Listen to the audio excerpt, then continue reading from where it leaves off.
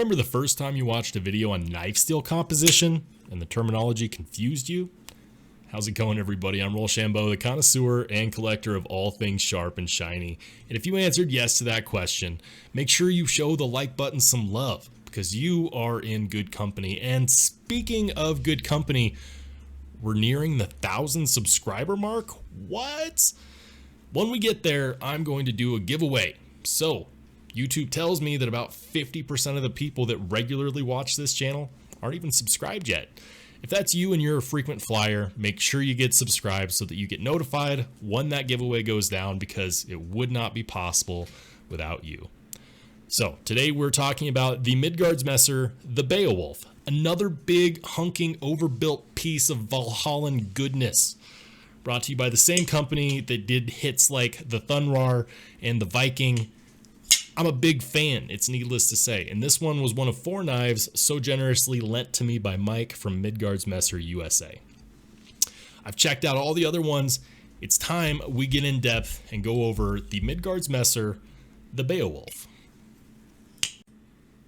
Alright, so let's go ahead and start talking about the Midgards Messer Beowulf.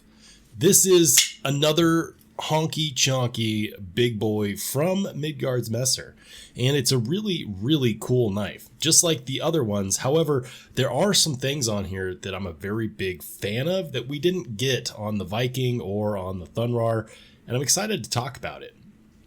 First and foremost, let's go ahead and get into the specs. At the moment, it's going to come in at about 8.4 inches long in total, CPM D2 blade that's just over 3.5 inches, and it's got full titanium scales. Now, this is indeed a lot of titanium. If you look at each scale is about 1/4 inch thick, which is gnarly. You also get this full length titanium backspacer, as well as a milled titanium pocket clip. Geez, there we go. So it does have this hardened steel glass breaker on the back in case you need to adjust any attitudes. That guy will definitely do the trick.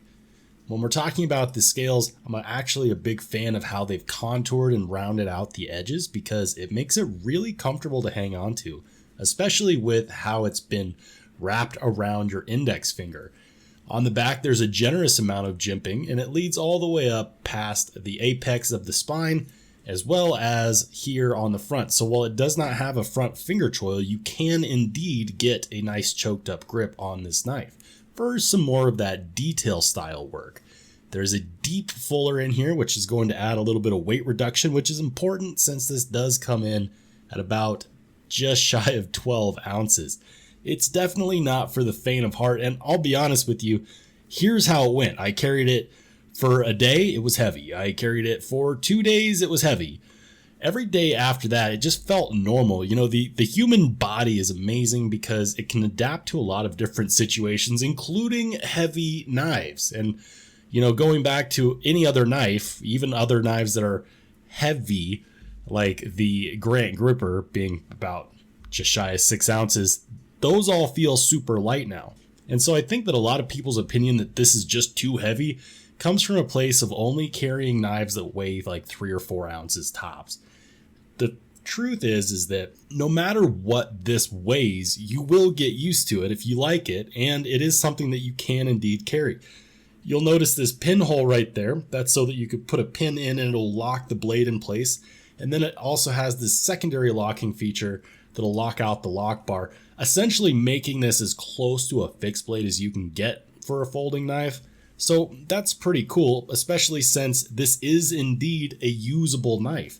It's very nice and thin here behind the edge, and it continues that grind all the way up to the first flat, which means that it is indeed going to cut very well. The added bonus of being able to lock in that blade means that you could use this for bushcrafting.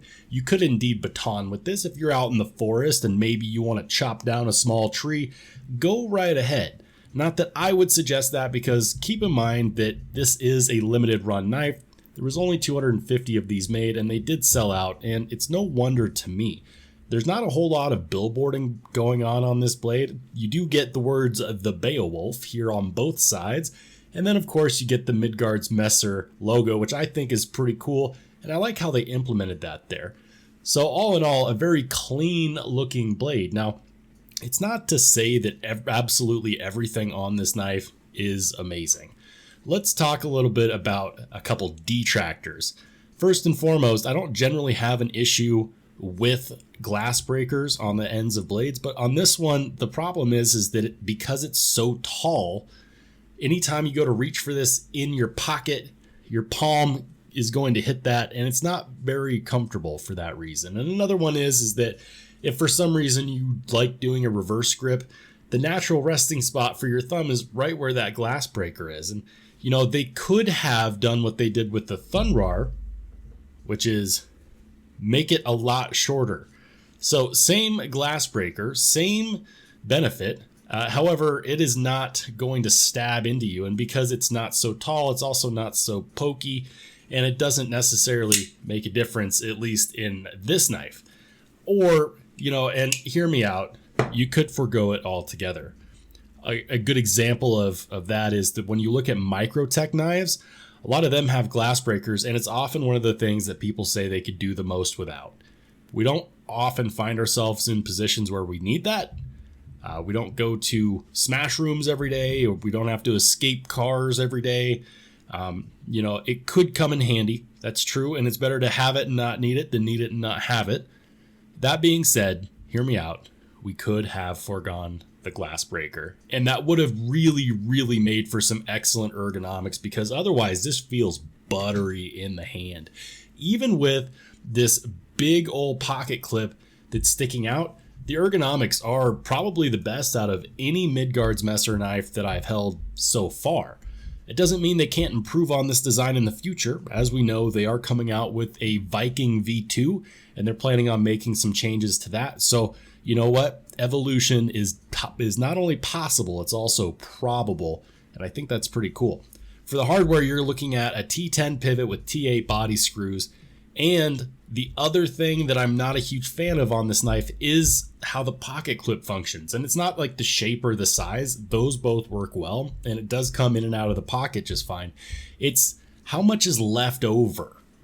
There's a lot left over. So if you're putting it in your pocket, there's about a solid inch that's going to be sticking out. And a lot of that inch is going to be this pokey glass breaker. So those are the two things that I'm not necessarily very big on for this knife specifically.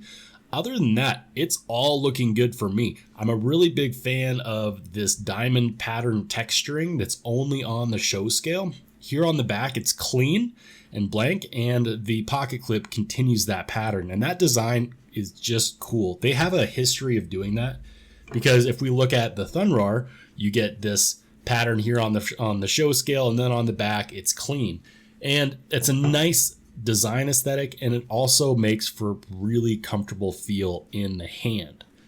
So with all of that being said, is this something that you should buy? Well, it's going to be kind of tough at the moment because they only made 250, but as far as I can tell, this has been a popular model, a model that's been in high demand. So I wouldn't be terribly surprised if they do a version 2, kind of like the way they're doing with the Viking. I also think that when you have a handle scale design like this, it's going to be good.